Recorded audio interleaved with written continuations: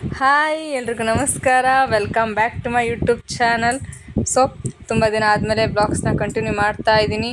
ಬಹುದಿನಗಳ ನಂತರ ಇನ್ಮೇಲಿಂದ ವ್ಲಾಗ್ಸ್ಗಳನ್ನ ಹಾಕೋಣ ಅಂತ ಡಿಸೈಡ್ ಮಾಡಿದ್ದೀನಿ. ಯಾರೆಲ್ಲ ಹೊಸದಾಗಿ ನನ್ನ ಚಾನಲ್ನ ನೋಡ್ತಾ ಇದ್ದೀರಾ ಅವ್ರಿಗೆಲ್ಲ thank you so much. And subscribe ಮಾಡ್ಕೊಂಡು ನನ್ನ ಚಾನಲ್ನ ನೋಡಿ. ನನ್ನ ಹಳೆ ಸಬ್ಸ್ಕ್ರೈಬರ್ಸ್ಗೆಲ್ಲರಿಗೂ ವೆಲ್ಕಮ್ ಆ್ಯಂಡ್ ಥ್ಯಾಂಕ್ ಯು ಅಂತ ಹೇಳ್ತಾ ಈ ವ್ಲಾಗ್ನ ಇಲ್ಲಿಂದ ಸ್ಟಾರ್ಟ್ ಮಾಡ್ತಾ ಇದ್ದೀನಿ. ಸೊ ಮದುವೆ ಆದಮೇಲೆ ನನ್ನದು ಫಸ್ಟ್ ವ್ಲಾಗ್ ಇದು. ನಾವು ಎಲ್ಲಿ ಹೋಗ್ತೀವಿ, ಏನು ಇವತ್ತು ವ್ಲಾಗು ಅನ್ನೋದು ಕಂಟಿನ್ಯೂಸ್ ಆಗಿ ಇದರಲ್ಲಿ ಆ್ಯಡ್ ಆಗಿರುತ್ತೆ. ಯಾರು ಸ್ಕಿಪ್ ಮಾಡ್ದಂಗೆ ವಿಡಿಯೋ ನೋಡಿ. ಆ್ಯಂಡ್ ಯಾರು ಹೊಸ್ದಾಗಿ ನೋಡ್ತಿದ್ದೀರಾ ದಯವಿಟ್ಟು ಚಾನಲ್ಗೆ ಸಬ್ಸ್ಕ್ರೈಬ್ ಮಾಡಿಕೊಂಡು ವಿಡಿಯೋ ನೋಡಿ ಅಂತ ಹೇಳ್ತಾ ವಿಡಿಯೋ ಸ್ಟಾರ್ಟ್ ಮಾಡ್ತೀನಿ. Welcome to my YouTube channel.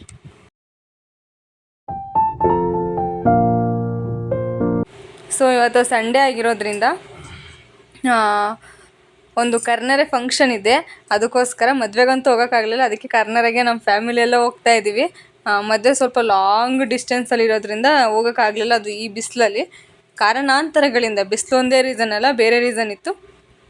So ಅದರಿಂದ ಹೋಗ್ತಾ ಇದ್ದೀವಿ. ನಾವು ಈ ರೂಟಲ್ಲಿ ಬರಬೇಕಾದ್ರೆ ನೀವೆಲ್ಲ ತಮ್ಮನೆಲ್ಲ ನೋಡಿರ್ತೀರ ಆಕ್ಸಿಡೆಂಟ್ ಆಗಿದೆ ಅಂತ. ಅದು ನಾಗಮಂಗ್ಲದ ಹತ್ರ ಬಳ್ಪನ್ ಮಂಡಿ ಕೊಪ್ಪಳ ಹತ್ರ ಆಗಿರೋದು ಆಕ್ಸಿಡೆಂಟು. ಸೊ ಹೇಳೋದಕ್ಕೆ ಏನು ಇಷ್ಟಪಡ್ತೀನಿ ನಾನಪ್ಪ ಅಂತಂದರೆ, ಡ್ರೈವರ್ಸ್ಗಳಿಗೆಲ್ಲ ಬಿ ಸೇಫ್ ಅಂತ ಹೇಳೋದಕ್ಕೆ ಇಷ್ಟಪಡ್ತೀನಿ. ಯಾಕಂದರೆ ನಾನು ಒಬ್ಳು ಡ್ರೈವರ್ ಹೆಂಡ್ತಿ. ನನ್ನ ಗಂಡ ಇನ್ನೊಂದು ಹೊರಗಡೆ ಕೆಲ್ಸಕ್ಕೆ ಹೋದಾಗ, ಇವಾಗ ಹೆಣ್ಮಕ್ಳನ್ನ ಹೆಂಗೆ ಹೊರಗಡೆ ಕಳಿಸ್ದಾಗ ತಂದೆ ತಾಯಿರಿಗೆ ಎಷ್ಟು ಟೆನ್ಷನ್ ಆಗಿರ್ತದೋ ಮಗಳು ಮನೆಗೆ ಬರೋವರೆಗೆ, ಸೊ ಅದೇ ಥರ ನನಗೂ ಅಷ್ಟೇ. ನನ್ನ ಗಂಡ ಒಬ್ಬ ಡ್ರೈವರ್ ಆಗಿರೋದ್ರಿಂದ ಅವ್ರ ಕಷ್ಟ ಏನು, ಅವ್ರು ಯಾವ್ಯಾವ ಸಿಚುವೇಶನ್ಗಳನ್ನ ಫೇಸ್ ಮಾಡ್ತಾರೆ ಅನ್ನೋದು ನನಗೆ ಗೊತ್ತು. ನನ್ನ ಥರ ಎಷ್ಟೋ ಡ್ರೈವರ್ ಹೆಂಡ್ತಿಗಳು ಗೊತ್ತು. ಸೊ ನನಗೆ ಸ್ವಲ್ಪ ಪ್ರೌಡ್ ಫೀಲ್ ಆಗುತ್ತೆ. ಎಲ್ಲರನ್ನೂ ಒತ್ತು ಸಾಕ್ಸೋ ನಮ್ಮ ವ್ರತ ಐತೆ, ಅದನ್ನು ನಂಬಿ ಜನಗಳು ಬರ್ತಾರೆ. ಯಾರ ಮೇಲೂ ನಂಬಿಕೆ ಇಲ್ದಿರೋದು ಡ್ರೈವರ್ಸ್ಗಳ ಮೇಲೆ ನಂಬಿಕೆ ಇದೆ ಅನ್ಕೋತೀನಿ. ಸೊ ಅವ್ರನ್ನ ನಂಬಿ ಬರ್ತಾರೆ. ಸೊ ನಮ್ಮಂತೆ ಎಷ್ಟೋ ಜನ ಹೆಣ್ಮಕ್ಳು ಡ್ರೈವರ್ ಹೆಂಡ್ತಿಗಳು ಭಯದಿಂದನೇ ಮನೇಲಿ ಇರ್ತೀವಿ. ಸೊ ನೀವು ನೋಡಿಕೊಂಡು ಗಾಡಿನ ಮೂವ್ ಮಾಡಬೇಕು. ನಂಬಿ ಹೆಂಡ್ತಿ ಮಕ್ಕಳಿದ್ದಾರೆ, ನಾವು ಇನ್ನು ಮುಂದೆ ಜೀವನ ಇದೆ ಅಂದ್ಬಿಟ್ಟು ಹಿಂದೆ ಮುಂದೆ ನೋಡಿ. ಒಂದೊಂದು ಟೈಮಲ್ಲಿ ನಾವು ಸರಿಯಾಗಿ ಹೋಗ್ತಾ ಇದ್ರೂ ಹಿಂದೆ ಮುಂದೆ ಬರೋರು ಸರಿಯಾಗಿ ಬರೋಲ್ಲ. ಸೊ ಅದೊಂದು ರೀಸನ್ನು ಮೇಯ್ನು ಆ್ಯಕ್ಸಿಡೆಂಟ್ಗಳಿಗೆ. ಸೊ ನಾನು ಹೇಳೋದಕ್ಕೆ ಇಷ್ಟೇ ಹೇಳೋದು, ನಾನು ಜಾಸ್ತಿ ಹೇಳೋದಕ್ಕೆ ಹೋಗಲ್ಲ. ಗಾಡಿಗಳನ್ನ ಸ್ವಲ್ಪ ನಿಧಾನವಾಗಿ ಓಡಿಸಿ. ಹಂಗೆ ಅವ್ರ ಅಕ್ಕಪಕ್ಕ ಬರೋ ಗಾಡಿಗಳಿಗೂ ಅಷ್ಟೇ ಸ್ವಲ್ಪ ನೀವು ನಿಧಾನಕ್ಕೆ ಹೋಗಿ. ಅವ್ರನ್ನ ನಂಬಿ ಹೆಂಡ್ತಿ ಮಕ್ಕಳು ಇರ್ತಾರೆ, ಒಂದು ಕುಟುಂಬ ಇರುತ್ತೆ. ನಿಮ್ಗಳನ್ನೂ ನಂಬಿ ಒಂದು ಹೆಂಡ್ತಿ ಮಕ್ಕಳು ಇರ್ತಾರೆ, ಕುಟುಂಬಗಳಿರ್ತವೆ. ಸೊ ಸ್ವಲ್ಪ ನೋಡಿ ಗಾಡಿ ಓಡಿಸಿ ಅಂತ ಹೇಳೋಕ್ಕೆ ಇಷ್ಟಪಡ್ತೀನಿ ಅಷ್ಟೇ. ಯಾರ್ಯಾರ ಜೀವನ ಹೆಂಗಿರುತ್ತೋ, ಯಾರ್ಯಾರ ಕೈಯಲ್ಲಿರುತ್ತೋ ಹೇಳೋದಕ್ಕಾಗಲ್ಲ. ಆ ಟೈಮಲ್ಲಿ ನಾವು ಕರೆದಾಗ ಹೋಗಲೇಬೇಕಾಗುತ್ತೆ, ಏನೂ ಮಾಡೋಕ್ಕಾಗಲ್ಲ. ಬಟ್ ನನಗಂತೂ ಅದೇನೋ ಗೊತ್ತಿಲ್ಲ, ನನ್ನ ಗಂಡ ಬೆಳಿಗ್ಗೆ ಹೋಗಿ ಸಂಜೆ ಮನೆಗೆ ಬರೋವರೆಗೂ ನಂಗೆ ಜೀವ ಕೈಲಿ ಇಟ್ಕೊಂಡಿರ್ತೀನಿ ನಾನು. ಸ್ವಲ್ಪ ಹುಷಾರಾಗಿ ಬಂದರೆ ಸಾಕಪ್ಪ ಅಂತ. ಸೊ ಜಾಸ್ತಿ ಫೋನು ಮಾಡೋಕ್ಕೆ ಹೋಗಬೇಡಿ ಡ್ರೈವರ್ಸ್ಗಳಿಗೆ. ಅವ್ರು ಬ್ಯುಸಿ, ಅವ್ರು ಟೆನ್ಷನಲ್ಲಿ ಇರ್ತಾರೆ. ನಾವು ಫೋನ್ ಮಾಡಿ ಊಟ ಆಯಿತು ತಿಂಡಿ ಆಯಿತು ವಿಚಾರಿಸ್ಕೊಳಕ್ಕೆ ಹೋಗ್ಬಾರ್ದು. ಅವ್ರು ಫ್ರೀ ಆದಾಗ ಅವರೇ ನಮಗೆ ಮಾಡ್ತಾರೆ. ನಾವು ವಿಚಾರಿಸ್ಕೊಳ್ಳೋಕ್ಕೆ ಅಂತ ಫೋನ್ ಮಾಡೋದಕ್ಕೆ ಹೋದಾಗ ಬಟ್ ಅವ್ರು ಯಾವ ಸಿಚುವೇಷನಲ್ಲಿ ಇರ್ತಾರೆ ಅಂತ ನಮಗೆ ಗೊತ್ತಿರಲ್ಲ. ಎಲ್ಲ ಡ್ರೈವರ್ಗಳಿಗೂ ನನ್ನ ಕಡೆಯಿಂದ ಒಂದು ಹ್ಯಾಟ್ಸ್ ಆಫ್. ಸೊ ಫೈನಲಾಗಿ ಮನೆಗೆ ಬಂದು ಕರ್ನರೆ ಫಂಕ್ಷನ್ಗಳಿಗೆ ಹತ್ರಕ್ಕೆ ಬಂದೆ. ಸೊ ಬಂದು ಅಲ್ಲಿ ಅವರು ದೇವ್ರು ಕರೆಸಿದ್ರು, 2 ಹೆಣ್ಣು ದೇವ್ರುಗಳನ್ನ ಕರೆಸಿದ್ರು. ಕರ್ನರೆ ಇತ್ತು, ಸೊ ಅದರಿಂದ ಸ್ವಲ್ಪ ಗ್ರ್ಯಾಂಡಾಗೆ ಮಾಡ್ತಾಯಿದ್ರು.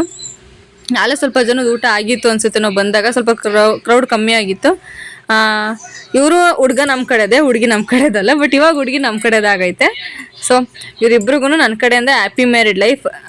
ನಿಮ್ಮ ಜೀವನಕ್ಕೆ ಹೊಸ ಜರ್ನಿಗೆ ಆಲ್ ದಿ ವೆರಿ ಬೆಸ್ಟ್. ಕಷ್ಟ ಸುಖ ಏಳು ಬೀಳು ಎಲ್ಲನೂ ಫೇಸ್ ಮಾಡಿಕೊಂಡು ಇಬ್ಬರು ಜೀವನನ ಸಾಗಿಸ್ಕೊಂಡು ಹೋಗಿ. ಯಾರ ಮಾತನ್ನು ಕೇಳ್ದಂಗೆ, ನಿಮ್ಮಿಬ್ಬರ ಮಧ್ಯೆ ಮೂರನೇವರು ಬರ್ದಂಗೆ ನಿಮ್ಮ ಸಂಸಾರನ ಸಾಗಿಸ್ಕೊಂಡು ಹೋಗಿ ಅಂತ ಹೇಳೋದಕ್ಕೆ ಇಷ್ಟಪಡ್ತೀನಿ ನಾನು. ಸೊ ನಾನಂತೂ ಕರ್ನರೆ ಊಟಕ್ಕಂತೂ ತುಂಬ ವೆಯ್ಟ್ ಮಾಡ್ತಾ ಇದ್ದೆ. ಯಾಕಪ್ಪ ಅಂದರೆ ತುಂಬ ದಿನ ಆಗಿತ್ತು ಕರ್ನರೆ ಊಟಗಳನ್ನ ಅಟೆಂಡ್ ಮಾಡಿ. ನನ್ನ ತಂಗಿ ಮದುವೆಲೂ ನಾನು ಕರ್ನರೆ ಊಟ ತಿಂದಿರಲಿಲ್ಲ, ಯಾಕಂದರೆ ಅದು ಮಂಗಳವಾರ ಬಿದ್ದಿತ್ತು. ಮಂಗಳವಾರ ನಾವು ದೇವ್ರ ಪೂಜೆ ಮಾಡೋದ್ರಿಂದ ನಾವು ಮಂಗಳವಾರ ನಾನ್ ವೆಜ್ ತಿನ್ನೋಂಗಿಲ್ಲ. ಸೊ ಅದಕ್ಕೋಸ್ಕರ ಮಂಗಳವಾರ ಅವಾಯ್ಡ್ ಆಗಿತ್ತು, ತಿನ್ನೋಕ್ಕಾಗಿರಲಿಲ್ಲ. ಅಂದರೆ ಕರ್ನರೆ ಫಂಕ್ಷನ್ಗಳಿಗೆ ಈ ಬಿಸಿಲು ಜಾಸ್ತಿ ಹೋಗೋಕ್ಕೆ ಇಂಟ್ರೆಸ್ಟು ಇಲ್ಲ. ಫಸ್ಟಾರೆ ಜಾಸ್ತಿ ಹೋಗ್ತಿದ್ದೆ ಕರ್ನರೆಗಳಿಗೆ, ಮದುವೆಗಳಿಗೆ ಹೋಗಿ ಸ್ವಲ್ಪ ಇಂಟ್ರೆಸ್ಟ್ ಆಗ್ತಿತ್ತು. ಬಟ್ ಇತ್ತೀಚೆಗೆ ಸ್ವಲ್ಪ ಸೆಕೆ, ಬಿಸಿಲು, ಒಂಥರ ಬಿಸಿ ಬಿಸಿ ವಾತಾವರಣ ಇರೋದ್ರಿಂದ ಎಲ್ಲೋಗೋಕ್ಕೂ ಅಷ್ಟು ಇಷ್ಟ ಆಗಲ್ಲ. ಆದಷ್ಟು ಬೇಗ ಮಳೆಗಾಲ ಬಂದರೆ ಸಾಕಪ್ಪ ಅನಿಸ್ತದೆ. ಬಟ್ ಮಳೆಗಾಲ ಬಂದರೆ ಆ ಗೊಜ್ಜೆ ಫೀಲಲ್ಲಿ ಕರೆಂಟ್ ಇಲ್ದಿರೋದು ನೋಡಿದಾಗ ಬೇಸಿಗೆನೇ ವಾಸಿ ಅನಿಸುತ್ತೆ. ಏನೂ ಮಾಡೋಕ್ಕಾಗಲ್ಲ, ಎಲ್ಲ ವಾತಾವರಣಕ್ಕೂ ತಕ್ಕಂಗೆ ನಾವು ಹೊಂದ್ಕೊಂಡು ಹೋಗ್ಬೇಕಾಗತ್ತೆ ಅಷ್ಟೇ. ಸೊ ಇನ್ನೂ ಎಲ್ಲ ಊಟ ಕೂತಿದ್ರಲ್ಲ, ಅದಕ್ಕೋಸ್ಕರ ನಾನು ನಮ್ಮ ಮನೆಯವರೆಲ್ಲ ಈಚೆನೆ ಕೂತ್ಕೊಂಡಿದ್ದೆ. ಒಳಗಡೆ ಸೆಕೆ ಇರೋದಕ್ಕಾಗಲ್ಲ ಅಂತ ಅಂದ್ಬಿಟ್ಟು. ತುಂಬ ಸಿತೈತಾ, ಅಲ್ಲಿ ಯಾವುದೂ ಖಾಲಿ ಇಲ್ಲ ತಿನ್ನಕ್ಕೆ ಅಂತಂದರೆ. ಕಾಯ್ಕೊಂಡಿರ್ತೀರಲ್ಲ ಮಟನ್ ಊಟಕ್ಕೆ ಮಂಡ್ಯದವರು. ನಾವು ಮಂಡ್ಯದವ್ರೆ, ನಾವು ಹಂಗೆ ಕಾಯ್ತಾ ಇರ್ತೀವಿ ಮಟನ್ ಊಟ ಸಿಕ್ಕಿರಿ ಅಂತ. ಒಂಥರ ಬ್ರ್ಯಾಂಡ್ ಅಂಬಾಸಿರ್ ಇದ್ದಂಗೆ. ಮಟ್ ಏನಾರು ಒಂದು ಒಟ್ಟು ನಾ ಸ್ಮೆಲ್ಲಿಗೆ ಇಷ್ಟ, ತಿನ್ನೋದು 2 ಪೀಸುವ, ಬಟ್ ಆ ಕ್ರೇಸ್ ಚೆನ್ನಾಗಿರ್ತದೆ. ಮಟನ್ ಇಟ್ಟದ ಫ್ಲೇವರೇ ಚಂದಡ. ಬಿಸಿಲಲ್ಲಿ ಕೂತಿ ಸಾಕಾಗಿತ್ತು. ಪಾಪ ನಮ್ಮ ಅತ್ತೆ ಮಗಳು ಬಂದಳು. ಅವಳು ಇದು ಮುಂಚೆನೇ ಬಂದಿದ್ಲು ಇಲ್ಲಿಗೆ, ಒಂದು ವಾರಕ್ಕೆ ಮುಂಚೆನೇ ಬಂದಿದ್ಲು. ಮದುವೆಗೆ ಬಂದವಳು ಇನ್ನೂ ಇಲ್ಲೇ ಇದ್ಲು. ಸೊ ಅವಳಿಗೆ ಪಾಪ ಸಣ್ಣದಾಗಿ ಆಕ್ಸಿಡೆಂಟ್ ಆಗಿಬಿಟ್ಟಿತ್ತು. ಅವಳು ಅವ್ರ ಸಿಸ್ಟರ್ಸ್ ಎಲ್ಲ ಸೇರಿ ಸ್ಕೂಟಿಲಿ ಹೋಗ್ಬೇಕಾದ್ರೆ ಜಸ್ಟ್ ಸ್ಕಿಡ್ ಆಗೈತೆ ಗಾಡಿ ಅಷ್ಟೇ. ಅದನ್ನ ಫೀಲಿಂಗಲ್ಲಿ ಹೇಳ್ಕೊತಾ ಇದ್ಲು. ಪಾಪ ತುಂಬ ಬೇಜಾರಾಗಿದ್ಲು. ಕಾಲು ನೋವು, ಕೈ ನೋವು ಅಂತ ಹೇಳ್ಕೊತಾ ಇದ್ಲು. ಏನೂ ಮಾಡೋದಕ್ಕಾಗಲ್ಲ. ಸೊ ನನ್ನ ತಂಗಿ ಅವ್ರ ಮನೆಯವ್ರಿಗೋಸ್ಕರ ಕಾಯ್ತಾ ಇದ್ಲು. ನಮ್ಮ ಜೊತೆ ಎಲ್ಲ ಚೆನ್ನಾಗಿರೋಳು, ಬಟ್ ಹಿಂದೆಯಿಂದ ಹೋಗಿ ಪಾಪ ಅವ್ರಿಗೆ ಹುಸಿ ಕಾಟ ಕೊಡ್ತಿರ್ಲಿಲ್ಲ. ಎಲ್ಲಿ ಇನ್ನೂ ಬಂದಿಲ್ಲ ಅಂತ ತುಂಬ ಕಾಟ ಕೊಡ್ತಾಯಿದ್ಲು. ಫೈನಲಾಗಿ ಬಂದ ತಕ್ಷಣ ಇರೋವರ ಕೋಪ ಎಲ್ಲ ತೀರಿಸ್ಕೊಬಿಟ್ಲು ಅವ್ರ ಮೇಲೆ. ಸೊ ಅವ್ರ ಅತ್ತೆಯವ್ರ ಮನೆಯವರೆಲ್ಲ ಬಂದಿದ್ದರು. ಒಂಥರ ನಮ್ಮನೆ ಹೆಣ್ಮಕ್ಳು, ನಮ್ಮಮ್ಮನ ಹೆಣ್ಮಕ್ಳು ಮತ್ತು ಹಳ್ಳಿ ಮಕ್ಕಳು ಎಲ್ಲ ಒಟ್ಟಿಗೆ ಇದ್ದವು. ಎಲ್ಲ ಖುಷಿಯಿಂದ ಫ್ಯಾಮಿಲಿನ ಆ ಮೂಮೆಂಟ್ನ ತುಂಬ ಎಂಜಾಯ್ ಮಾಡಿದ್ವು. ಫಾರ್ ದ ಫಸ್ಟ್ ಟೈಮ್ ನಾವೆಲ್ಲ ಒಟ್ಟಿಗೆ ಸೇರಿರೋದು. ಇವಾಗ ರೀಸೆಂಟಾಗಿ ಮದುವೆ ಆಗಿತ್ತಂದ ಎಲ್ಲ ಒಟ್ಟಿಗೆ ಸೇರಿದ್ದೀವಿ. ನಾನು, ನಮ್ಮ ಮನೆಯವರು, ನನ್ನ ತಂಗಿ ಗಂಡ, ಅವ್ರ ಹೆಣ್ಮಕ್ಳು ಎಲ್ಲ ಬಂದಿದ್ರು. ಅದೊಂಥರ ಖುಷಿ ಆಗೋಯಿತು ಈ ಮೂಮೆಂಟಲ್ಲಿ ನಾವೆಲ್ಲ ಸೇರಿದ್ದು. ಸೊ ಈ ಥರ ಮೂಮೆಂಟ್ಗಳು ತುಂಬ ಇಷ್ಟ ನನಗೆ. ಸೇರ್ತಾ ಇರಬೇಕು ನಾವೆಲ್ಲ ಮೀಟಪ್ ಆದಾಗೆಲ್ಲ. ಆ ಫೀಲೇ ಒಂಥರ ಚೆನ್ನಾಗಿರುತ್ತೆ. ಹಂಗೂ ಹಿಂಗೂ ಊಟಕ್ಕೆ ಕೂತ್ಕೊಂಡು ನಾನು ಜಾಸ್ತಿ ಮುದ್ದೆ ತಿನ್ನೋಕೆ ಹೋಗಲ್ಲ. ಮುದ್ದೆ ತಿಂದರೆ ಅನ್ನ ಜಾಸ್ತಿ ತಿನ್ನಲ್ಲ ಅಂದ್ಬಿಟ್ಟು ಸ್ವಲ್ಪ ಹಾಕೋತೀನಿ. ಅರ್ಧ ನನಗೆ, ಅರ್ಧ ನಮ್ಮ ಮನೆಯವ್ರಿಗೆ. ಬಟ್ ಸಾಂಬಾರು ತುಂಬ ಚೆನ್ನಾಗಿತ್ತು. ಊಟ ಅಂತೂ ಸೂಪರಾಗಿತ್ತು. ಏನೇ ಚೆನ್ನಾಗಿದ್ರು ನಾವು ತಿನ್ನೋದೇ ಸ್ವಲ್ಪ. ಬಟ್ ಹಂಗಾದ್ರೂ ಹೊಟ್ಟೆ ಹಸ್ದಾಗ ಜಾಸ್ತಿ ತಿನ್ನೋಣ ಅನಿಸುತ್ತೆ. ಬಟ್ ಏನೂ ಮಾಡೋಕ್ಕಾಗಲ್ಲ, ಹೊಟ್ಟೆ ಇದ್ದಷ್ಟು ತಿನ್ನಬೇಕಾಗುತ್ತೆ. ನಾನು ತಿನ್ನೋದೇ ಸ್ವಲ್ಪ. ಮಟನ್ ಸ್ವಲ್ಪ ಕಮ್ಮಿ ತಿಂತೀನಿ. ಚಿಕನ್ ಸ್ವಲ್ಪ ಜಾಸ್ತಿನೇ ತಿಂತೀನಿ ನಾನು. ಚಿಕನ್ ಆದರೆ ಇಷ್ಟ, ಮಟನ್ ನಂಗೆ ಇಷ್ಟ ಆಗೋಲ್ಲ. ಅದನ್ನು ಮಟನ್ ಜಾಸ್ತಿ ನಮ್ಮ ಮನೆಯವ್ರಿಗೆ ಹಾಕೋದು ನಾನು. ಸೊ ಫಂಕ್ಷನ್ ಎಲ್ಲ ಮುಗ್ದಾದ್ಮೇಲೆ ನೆಕ್ಸ್ಟ್ ಇವಾಗ ನಾವು ನನ್ನ ತಂಗಿ ಮನೆಗೆ ಹೋಗ್ತಾ ಇರೋದು. ನನ್ನ ತಂಗಿ ಒಂದು ವಾರದಿಂದ ನಮ್ಮ ಮನೆಗೆ ಕರ್ಕೊಬಂದಿರೋದ್ರಿಂದ ಅಲ್ಲೇ ನಾವು ಫಂಕ್ಷನ್ ಮಾಡ್ತಿದ್ವಿ, ಅಲ್ಲಿಂದ ಹತ್ರನೇ ಅಂದ್ಬಿಟ್ಟು ಸೊ ಅವಳ ಮನೆಗೆ ಹೋಗ್ತಾಯಿದ್ದೋ. ಅವ್ರ ಮನೆಯವ್ರು ತುಂಬ ಫೋರ್ಸ್ ಮಾಡ್ತಾಯಿದ್ರು ಬನ್ನಿ ಅಂತ. ಅದಕ್ಕೋಸ್ಕರ ಅವ್ರ ಮನೆಗೆ ಹೋಗ್ತಾಯಿದ್ದೋ. ನಾವು ಅಲ್ಲೇ ಮದುವೆ ಮಾಡಿ ಕೊಟ್ಟು ಎಲ್ಲ ಆಗಿ 15 ದಿನ ಆಗಿತ್ತು. ಅವ್ರ ಮನೆಗೆ ಹೋಗಿ ಅವ್ರಿಗೆ ಬನ್ನಿ ಅಂತ ಕರಿತಾಯಿದ್ರು. ಹಂಗೂ ಫೈನಲ್ ಆಗಿ ಅವಳ ಮನೆಗೆ ಹೋಗೋ ಟೈಮ್ ಬಂತು.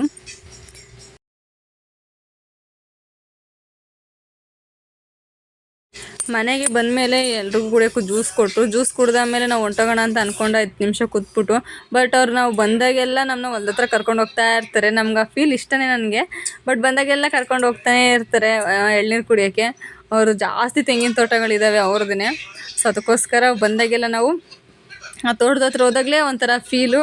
ಇವಾಗ ಮದುವೆ ಆಗೋ ಹೊಸದ್ರಲ್ಲಿ ಹೋಗಿದ್ದಲ್ಲಿಗೆ ಮನೆ ಶಾಸ್ತ್ರಕ್ಕೆ ಅಂತ ಹೋದಾಗ ನೋಡೋಕ್ಕೆ ಅಂತ ಹೋಗಿದ್ದು. ಅದು ಬಿಟ್ಟರೆ ಇಲ್ಲಿ ಬಂದೇ ಇರಲಿಲ್ಲ ಜಾಸ್ತಿ. ಬಟ್ ಚೆನ್ನಾಗಿದೆ ಹೊಲಗಳು, ಗದ್ದೆ, ಆ ತಂಪು ಫೀಲು, ಆ ಮರದಡಿ ಕೂತ್ಕೊಳ್ಳೋ ಫೀಲು, ಆಮೇಲೆ ಆ ಎಳ್ನೀರು, ಆ ಸ್ವೀಟ್ನೆಸ್ಸು ತುಂಬ ಚೆನ್ನಾಗಿತ್ತು. ಅವ್ರು ಇನ್ನೂ ಒಂದು ಕುಡಿಯೋದೇ ಸಾಕಾಗಿತ್ತು ನಮಗೆ. ಅವ್ರು ಇನ್ನೂ ಕುಡೀರಿ ಅನ್ನೋರು. ಬಟ್ ಎಳ್ನೀರು ತುಂಬ ಚೆನ್ನಾಗಿತ್ತು. ಎಳ್ನೀರೆಲ್ಲ ಕುಡ್ಕೊಂಡು ಫೈನಲಾಗಿ ನಮ್ಮನೆಗೂ ಸ್ವಲ್ಪ ಎಳ್ನೀರು, ಕಾಯಿಗಳೆಲ್ಲ ಕೊಟ್ಟರು ಅವರು. ಅದನ್ನೆಲ್ಲ ಇಸ್ಕೊಂಡು ಅಲ್ಲೇ ಒಂದು 10 ನಿಮಿಷ ನಾವೆಲ್ಲ ಟೈಮ್ ಸ್ಪೆಂಡ್ ಮಾಡಿಕೊಂಡು ಮಾತುಕತೆಗಳನ್ನೆಲ್ಲ ಮಾಡಿಕೊಂಡು ಕೂತ್ಕೊಂಡು ಫೈನಲ್ಲಾಗಿ ಅಲ್ಲಿಂದ ನಾವು ನೆಕ್ಸ್ಟ್ ಇವಾಗ ನಾಗಮಂಗ್ಲಿಗೆ ಬರಬೇಕು. ಯಾಕಂದರೆ ನಾವು ಕಾರ್ ನಿಲ್ಲಿಸಿ ಆಟೋ ತೊಗೊಬರ್ಬೇಕು. ಕೇಳ್ಬೋದು, ಆಟೋನು ಹೊಸ್ದಾಗಿ ನೋಡೋರಿಗೆ ಆಟೋನು ಇದೆಯಾ ಕಾರು ಇದೆಯಾ ಅಂತ ಕೇಳ್ತೀರಾ. ಹೌದು, ಆಟೋನು ನಮ್ಮದೇ, ಕಾರು ನಮ್ಮದೇ. ಬಟ್ ನಮ್ಮ ಮನೆಯವ್ರು ಆಟೋ ಮಾತ್ರ ಓಡಿಸ್ತಾರೆ. ಕಾರ್ ನಮ್ಮ ಸ್ವಂತಕ್ಕೆ, ನಮ್ಮ ವೈಯಕ್ತಿಕವಾಗಿ ತೊಗೊಂಡಿರೋದು, ಬಾಡಿಗೆಗಲ್ಲ.